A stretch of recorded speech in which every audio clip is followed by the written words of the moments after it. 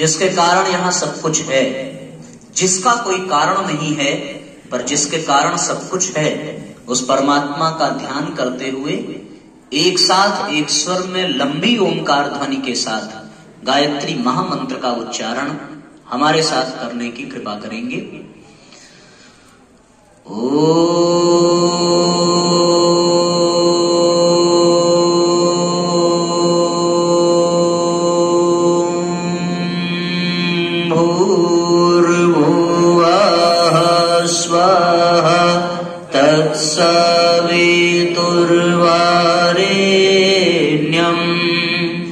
भर्गो देवस्य धीमहि धियो यो नः प्रचोदयात्।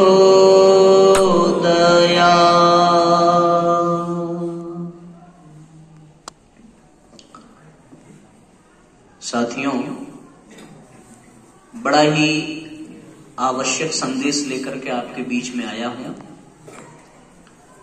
और एक विशेष उद्देश्य से आने का अवसर मिला है आप सबके साथ बैठने का। तो अगले 15 से 20 मिनट तक हम लोग यहाँ पर कुछ आवश्यक बातचीत करेंगे। आप सबसे निवेदन है कि बहुत गहराई से और बहुत गंभीरता से सुनने की कृपा करिएगा। उसके बाद फिर हम लोग आगे की योजना बनाएंगे। आप सबको जानकारी मिल गई होगी या नहीं भी होगी तो आप जान लीजिए कि आपके विद्यालय परिसर में एक बड़ा दिव्य आयोजन होने जा रहा है 8, 9, 10, 11 जनवरी को। आयोजन है 24 कुंडी गायत्री महायज्ञ का और संगीत में प्रवचन का। नाम ऐसा है, आप लोग आजकल इस तरह के कार्यक्रम देख भी रहे होंगे, सुन भी रहे होंगे, जानते भी होंगे। आस्था चैनल और संस्कार चैनल के माध्यम से निरंतर ऐसे कार्यक्रम प्रसारित होते रहते हैं और हमारे आसपास के क्षेत्रों में भी इस तरह के आयोजन होते हैं। पर इस तरह के आयोजन विद्यालय में हो रहे हैं और विद्यार्थियों के बीच में हो रहे हैं, विद्यार्थियों के लिए हो रहे हैं, ये बात थोड़ी कम गले उतरती है, क्योंकि ऐसे कार्यक्रम तो बुजुर्गों के बीच में होने चाहिए थे, जो वृद्ध हैं, जिनकी उम्र हो गई है कथा सत्संग की, यज्ञ आदि की। हम लोग तो अभी खेलने कूदने के लिए और अपनी जिंदगी जीने के लिए हैं। ऐसी दृष्टि से देखने पर इस तरह का कार्यक्रम विद्यालय परिसर में होना ये अपने आप में थोड़ा सा प्रश्न पैदा करता है कि यहां पर इसकी क्या आवश्यकता है और विद्यार्थियों के बीच में इसकी क्या आवश्यकता है। मनुष्य को मनुष्य बनाने के लिए जो सबसे अधिक आवश्यक है साथियों, वो है ज्ञान। और ज्ञान दो तरह के होते हैं। एक होती है वह धारा जिससे व्यक्ति भौतिक संसाधनों को इकट्ठा करता है और अपने पेट का, परिवार का भरण पोषण करता है। दूसरी ज्ञान की वो धारा है जिससे व्यक्ति आत्मिक उपलब्धियों को प्राप्त करता है और आध्यात्मिक पथ पर आगे बढ़ता है। जो भौतिक संसाधन जुटाने में और उदर पूर्ति में व्यवसाय की दृष्टि से प्राप्त करने के लिए जो ज्ञान है उसको शिक्षा कहते हैं, और जो अध्यात्म के क्षेत्र में, आत्मिक उपलब्धियों के क्षेत्र में जो ज्ञान है उसको विद्या कहते हैं। शिक्षा और विद्या, ये दो शब्द, ये दो ज्ञान की धाराएं हैं, दोनों की आवश्यकता है। शिक्षा से हम भौतिकता को प्राप्त करते हैं और विद्या से हम आध्यात्मिकता। आज हम लोग जिस परिसर में बैठे हैं इसको कहते हैं विद्यालय। विद्यालय ही कहते हैं। विद्यालय का अर्थ हो गया विद्या का अलय, अर्थात विद्या का घर, और थोड़ा सा अच्छे भाव में कहा जाए तो विद्यालय यानी विद्या का मंदिर, जहां पर विद्या मिलती हो। पर जो परिभाषा अभी हमने दी है कि विद्या वो है जो हमें आत्मिक दृष्टि से समुन्नत बनाती हो, ऐसा कोई ज्ञान यहां आपको चाह के भी नहीं मिल सकता और हमारे अध्यापकगण चाह के भी दे नहीं सकते, क्योंकि आपके जो सिलेबस है, आपका जो कोर्स है, आपका जो शेड्यूल है, वही पूरा कर पाना बहुत बड़ा चैलेंज होता है एक फिक्स्ड टाइम में, जो भी आपका सेमेस्टर वाइज होता हो। तो फिर उस समय में किसी विद्या की बात करना और किसी ऐसे ज्ञान की चर्चा करना वो समीचीन नहीं होता। क्योंकि जब आप एग्जाम हॉल में बैठेंगे तो फिर आवश्यक उन्हीं चीजों की आवश्यकता पड़ेगी जो आपके सिलेबस में होगा।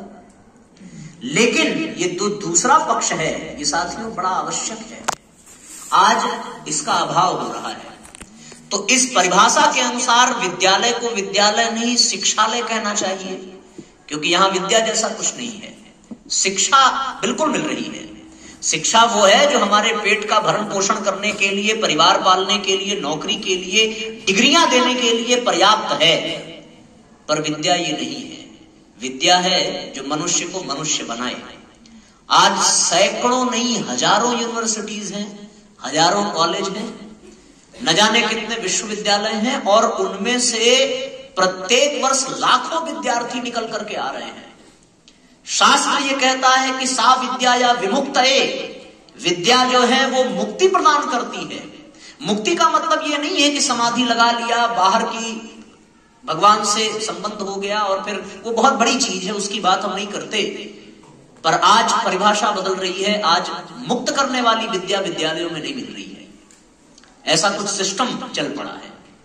आज मैकॉले के बनाए हुए सिद्धांतों पर हमारी शिक्षा पद्धति चल रही है, तो हम लोग सा विद्या या विमुक्तये जैसे सिद्धांत से कोसों दूर हो गए। और अब जो सिद्धांत काम कर रहा है वो ये है कि सा शिक्षा या नियुक्तये, अर्थात वो शिक्षा चाहिए जो कहीं नियुक्ति दिला सके, और यदि नियुक्ति न दिला सके तो वो शिक्षा भी बेकार है। हम लोग उस पैटर्न पे काम कर रहे हैं। तो लाखों विद्यार्थी प्रत्येक वर्ष निकल रहे हैं, वो जाते हैं सज्जन बनने के लिए, योग्य बनने के लिए, पर जब विद्यालय से निकल करके आते हैं तो उनमें प्रतिस्पर्धा की, ईर्ष्या की, द्वेष की भावनाएं होती हैं। विद्यालय के परिसर में रहने पर भी वो उतनी ही पवित्रता और उतने ही निर्मलता के साथ अपना समय नहीं बिताते, पर उनके मन में तमाम तरह के द्वेष और भावनाओं से लबालब भरा हुआ व्यक्तित्व होता है। वो अपने मूल को भूल जाते हैं, अपने संस्कारों को भूल जाते हैं। आज शिक्षा का परिणाम यह है साथियों कि व्यक्ति बात बात में सॉरी और थैंक यू कहना जरूर सीख लेता है, पर वास्तव में हृदय से वो अपनी त्रुटियों को सुधार सके, ये आज व्यक्ति भूल चुका है। शिक्षा और विद्या के अंतर को हमें समझने की आवश्यकता है। शिक्षा की दृष्टि से यदि देखें तो माँ बाप केवल पैसा पैदा करने वाली मशीन है। विद्या की दृष्टि से देखें तो माँ बाप भगवान है।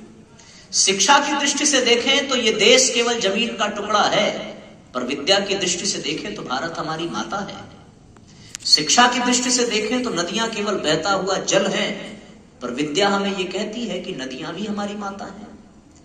जिन वृक्षों को हम फल फूल का लाभ जिनसे प्राप्त कर रहे हैं वो वृक्ष हमारे लिए केवल जड़ है शिक्षा की दृष्टि से, पर विद्या ये कहती है कि वृक्ष में भी प्राण है, वृक्ष में भी जीव है, उन्हें भी दर्द होता है। और इसी बात का प्रतिपादन फिर जगदीश चंद्र बसु ने किया। आप लोग थोड़े सीनियर क्लासेस के हैं, इसलिए मैं इस तरह की बात कर रहा हूं। मुझे विश्वास है कि आप हमारी बातों को समझ रहे होंगे। शिक्षा हमारे भीतर के विद्वत्ता को तो उभार देती है, हम तर्कशील बन जाते हैं, पर हमारे भीतर की संवेदना जिसके कारण मनुष्य की पहचान है, वो संवेदना मिट जाती है, समाप्त हो जाती है। यदि ये संवेदना होती तो आज का विद्यार्थी शालीन होता, सज्जन होता, सभ्य होता, पर आज के विद्यार्थी शालीन, सभ्य, सज्जन बनने की बजाय उद्दंड और अहंकारी बनते जा रहे हैं। ये आप इसको अन्यथा न लीजिएगा, पर साथियों दृश्य ही कुछ ऐसा है और बात ही, वस्तु स्थिति ही कुछ ऐसी है कि इन बातों की चर्चा हम लोगों को करनी पड़ रही है। हम लोग तर्कशील तो बन जाते हैं, तर्कवान बन जाते हैं, पर वास्तव में अपने आध्यात्मिक लाभ से वंचित हो जाते हैं। आप बोलेंगे साहब कि आध्यात्मिक लाभ की आवश्यकता क्या है? आवश्यकता है साथियों, आवश्यकता इसलिए है क्योंकि जब यहां कोई भी संसाधन नहीं थे तो यहां के लोग बड़े मौज में रहा करते थे। आज संसाधनों की भरमार है, पर साथियों लोगों के दिलों के बीच की दूरियां बढ़ गई हैं। मुझे एक प्रसंग याद आता है, आप लोगों ने सुना होगा, हमारे बॉलीवुड के एक एक्टर हुए जैकी श्रॉफ, उनका इंटरव्यू चल रहा था। उन्होंने एक बड़ी गजब की बात कही। बात यह कही कि जब तक मैं अमीर नहीं था और मेरे घर में केवल एक कमरा था तो मुझे मेरे माँ के खांसने की आवाज आती थी। जब मैं अमीर हो गया और बहुत बड़ा बंगला बन गया, मेरे और मेरी माँ के बीच में कमरों की दीवारें आ गई और सुबह जब मैं उनके कमरे में गया तो उनका शरीर शांत हो चुका था। हम अपनी माँ को खो चुके थे। वो अपने अंतिम समय में उसने मुझे पुकारा होगा, बुलाया होगा, पर मैं उस तक पहुंच नहीं पाया इस अमीरी के कारण। अगर गरीब रहते तो एक ही कमरे में रहते, वो खांसती तो हम उसको पानी दे सकते थे, उसकी बात सुन सकते थे। मरना जीना तो लगा रहता है, पर एक संतोष होता है कि अंतिम समय में हम उसके साथ थे। आज की शिक्षा भी कुछ ऐसी ही है साथियों। हमारे बीच में दीवार बन जाती है और हम लोग एक दूसरे से दूर हो जाते हैं। बल्कि शिक्षा इसलिए दी जा रही थी कि हम लोग सभ्य बने, हम लोग श्रेष्ठ बने। पर आज का इंसान पहनने में, बातचीत करने में सभ्य है, वास्तव में वो सभ्य नहीं है, उसके भीतर कुछ और ही चलता रहता है। और आज की स्थिति ये है, शिक्षा की देन है ना कि बड़ी बड़ी कंपनियां और बड़े बड़े कंपनियों के मालिक हुए, पर वो शिक्षा ही इस बात का परिणाम है कि आज हम खुल करके सांस नहीं ले सकते। एयर पोल्यूशन, बनारस का एयर क्वालिटी इंडेक्स आप देखिए 250 से ऊपर जा रहा है। लॉकडाउन में वो 50 के आसपास था, लॉकडाउन खत्म हुआ फिर से वो ऐसा हो गया। ये किसकी वजह से हो गया भैया? शिक्षा की वजह से हो गया। आज की जो शिक्षा है वही सारे समस्याओं का जड़ है। एक हमारे बनारस के बहुत प्रकांड विद्वान हुए, भागवत आदि पढ़ करके गए, शिक्षा ग्रहण की, अपने माँ बाप के पास पहुंचे। उसके पिता ने कहा क्या सीख करके आए हो? उसने कहा मैं किसी भी असत्य को सत्य सिद्ध कर सकता हूं और किसी भी सत्य को अपनी शिक्षा से, अपने ज्ञान से असत्य कर सकता हूं। उसकी माँ ने 2 लड्डू दिया। उसने कहा कि माँ मैं इस 2 लड्डू को 3 बना सकता हूं। माँ ने पूछा भाई कैसे? बोली तुम लड्डू गिनो। उसकी माँ ने गिनना प्रारंभ किया। बोले 1, फिर दूसरे लड्डू पे हाथ रखा, बोले 2। बच्चे ने कहा कि माँ 2 और 1 कितना हो गया? 3 हो गया। देखो लड्डू 3 थी। अब माँ बोलती, अब वो तो बेचारी भोली भाली है, उसके पास उतना ज्ञान नहीं है, बार बार कह रही बेटा दिख तो 2 ही रहा है, पर तू 3 कह रहा है, पर गिन रही हूं तो सच में 3 आ रहा है। फिर से बच्चे ने कहा फिर से गिन ले, संतोष नहीं होता, फिर से गिनना प्रारंभ किया। बोले 1, दूसरे पे उंगली रखी 2, तुरंत पूछा माँ 2 और 1 3। आज की शिक्षा यही तर्क देती है कि हम सब कुछ सही सिद्ध कर सकते हैं। उसी में उसका बाप भी बैठा था। बोले बेटा तेरी माँ बहुत भोली है, पढ़ी लिखी नहीं है, तू वास्तव में बड़ा ज्ञानी हो गया है। सच में मुझे स्पष्ट दिख रहा है कि लड्डू 3 है। एक काम करता हूं, 1 लड्डू तेरी माँ को दे देता हूं, 1 मैं ले लेता हूं, तीसरा वाला तू खा ले। आज की शिक्षा का परिणाम यही है साथियों। आज की शिक्षा तर्क करना सिखा सकती है, पर उससे हासिल कुछ नहीं होता, कुछ भी हासिल नहीं होता। हम लोग, आपने अपने जीवन में अनुभव करके देखा होगा, हम शिक्षा प्राप्त करके किसी बहुत बड़े मुकाम पर भी पहुंच जाएं तो लगता है कि कुछ छूट गया है।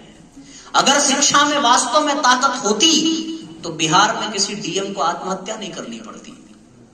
हमारे यहां आईएएस की नौकरी तो भैया इस क्षेत्र में मैं समझता हूं शिक्षा जगत में सबसे ऊंची पोस्ट है, और उसको प्राप्त करने के बाद कुछ पाना शेष रहे ये भी आश्चर्य है ना। उस ऊंची पोस्ट पर जिलाधिकारी बनकर के यदि कोई आत्महत्या कर रहा है तो इसका मतलब है कि शिक्षा पे प्रश्न चिन्ह उठना चाहिए, कुछ तो छूट रहा है। और विद्या में इतनी ताकत है कि जिसका राज्यपाट छिन गया, पूरी प्रॉपर्टी छीन ली गई, घर से निकलते समय एक जोड़ी कपड़ा भी नहीं दिया गया। वो राम वन में टहलते हैं और रावण जैसे आतताइयों का वध करके आते हैं, उनको कोई आत्महत्या करने की आवश्यकता नहीं पड़ती। आज के समय में यदि माँ बाप घर से निकाल दे अपने बच्चे को तो बच्चा प्रणाम करके नहीं चला जाएगा जंगल में, वो कहेगा साहब स्टे ऑर्डर लेके आएंगे, इसमें हमारा भी हिस्सा है। शिक्षा ये कराती है। और विद्या जंगल में भी जीना सिखाती है। जिन गिद्ध गिलहरी को, बानरों को लोग तुच्छ समझते हैं, उनसे रावण जैसे आदमी की हत्या करा देना, उनका वध करा देने का काम विद्या करा देती है। रावण के पास सब कुछ था, राम के पास कुछ भी नहीं था, पर राम के पास विद्या थी। ये कुछ छोटे छोटे उदाहरण दिए। आपके विद्यालय में ये जो कार्यक्रम हो रहा है ना, वो ज्ञान की दूसरी धारा को प्राप्त करने के लिए हो रहा है। आज की जो शिक्षा है वो आपको बड़ा आदमी बना सकती है, पर महान नहीं बना सकती। महान बनने के लिए ज्ञान की दूसरी धारा विद्या को आश्रय लेना पड़ेगा। और वहीं से आपको प्राप्त होगा। शिक्षा लक्ष्मी प्रदान कर सकती है, विद्या सरस्वती प्रदान करती है। उदाहरण स्पष्ट है आपके सामने। लक्ष्मी अपरंपार है अंबानी परिवार में, पर किसी विद्यालय किसी घर में अंबानी की फोटो आप नहीं देखेंगे। महात्मा गांधी के पास आधी धोती हुआ करती थी, हर विद्यालय में फोटो दिख जाती है। वो विद्या का असर है। शिक्षा आपको महान नहीं बना सकती, विद्या बना सकती है। ज्ञान की जो दूसरी धारा छूट रही है ना, उसी का सरंजाम जुटाने के लिए यह कार्यक्रम आयोजित किया गया है आपके विद्यालय में। और आपको यहां बिठा करके उसकी सूचना इसलिए दी जा रही है क्योंकि ये आपके लिए किया जा रहा है। जो ज्ञान की दूसरी धारा छूट रही है उससे जुड़ने के लिए। तो बताओ भाई, ये कार्यक्रम अच्छा है या बुरा है? जरा हाथ उठाइए। अच्छा है? आप लोग इसमें सहयोग करेंगे? हाँ भाई, चलो अच्छी बात है। एक बार आप लोग अपने लिए तालियां बजाइए कि आप लोग इसको स्वीकार करें।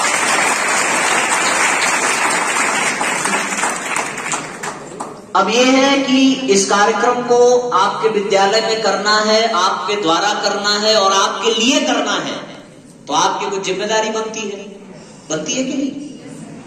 तो आप लोग सहयोग करेंगे? कौन कौन करेगा भाई, जरा हाथ उठाओ। अरे वाह, जो लोग तन और मन दोनों से करेंगे वो दोनों हाथ उठा लें। क्या बात है। हाँ, तन और मन। अब धन का सहयोग चाहिए होता तो पैर भी उठवाते, लेकिन आप बच गए, क्योंकि बड़ी अच्छी बात यह है कि धन की व्यवस्था आपका विद्यालय परिवार करेगा। आपको केवल अपने तन और मन की आवश्यकता है और आपको इसमें सहयोगी बनना पड़ेगा। तो ये कार्यक्रम जो है साथियों, जिसके माध्यम से ज्ञान की दूसरी धारा विद्या से आप जुड़ेंगे, वो 8, 9, 10 और 11 को आपके विद्यालय में पूरा किया जाएगा, संपन्न किया जाएगा उसकी आयोजन की। अब उसमें होने वाला क्या है कि भाई 24 कुंडी गायत्री महायज्ञ है, तो यज्ञशाला बनानी पड़ेगी, मंच सजाना पड़ेगा। और इसमें एक विशेष है कि एक दिन शाम को दीप यज्ञ किया जाएगा, तो उसमें लगभग 1000 दीपक सजाए जाएंगे। तो फिर आपके तन की आवश्यकता पड़ेगी, और तन आपका तभी किसी लायक रहेगा जब मन भी साथ में हो। अब मन कहीं और हो और तन यहां हो तो कोई फायदा तो है नहीं। तो आपने दोनों हाथ उठाया है, तो तन और मन से इस कार्यक्रम को सफल बनाने के लिए लगना पड़ेगा। तो कार्यक्रम में 2 तरीके से आपको काम करना पड़ेगा, एक तो विद्यालय परिसर में और दूसरा विद्यालय परिसर के बाहर। बाहर यह करना पड़ेगा कि आपको हर कीमत पर इस विद्यालय के कार्यक्रम में 4 दिन उपस्थित रहना पड़ेगा, एक बात। दूसरा काम यह भी करना पड़ेगा कि जब आप आए तो फिर उस कार्यक्रम में अपने पास पड़ोसी और परिवार के लोगों को भी लेकर के आए। अच्छा, हमारे युवा भाइयों से पूछते हैं, अगर मारपीट हो जाए तो आप 1 घंटे में कितने लोगों को जुटा सकते हो? 500 ना? सब जगह कम पड़ जाएगी फिर।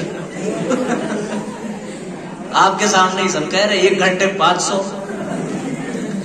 तो इसलिए साथियों, मारपीट वाले में भले 500 जुड़ा लीजिए तो कोई आश्चर्य नहीं होगा, पर इस कार्यक्रम में 50 जुटा लिया तो आप बधाई के पात्र होंगे, है ना? तो आपको एक काम ये करना है, हमारे सर ने बताया है कि आपकी एक टीम बनाई जाएगी और आपकी टीम के साथ आपके गांव में जाएंगे और वहां के लोगों को निमंत्रण पत्र देकर के आमंत्रित करेंगे और इस कार्यक्रम को हम लोग सफल बनाएंगे।